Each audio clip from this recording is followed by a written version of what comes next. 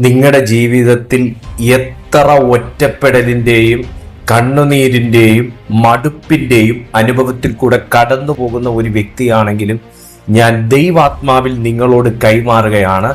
കർത്താവ് നിങ്ങളുടെ പ്രാർത്ഥനയ്ക്ക് ഉത്തരം നൽകുന്ന ദിവസങ്ങളാണ്. നിങ്ങൾ ആരുമില്ലാതെ ഏകാന്തത അനുഭവിച്ച് ജീവിതം തന്നെ മടുത്തതുപോലെ സമാധാനം എന്തെന്ന് അറിഞ്ഞിട്ട് വർഷങ്ങളായ ഒരു വ്യക്തിയായിരിക്കാം. പക്ഷെ ഞാൻ ദൈവാത്മാവിന്റെ നിയോഗത്തോടെ കൈമാറുന്നു.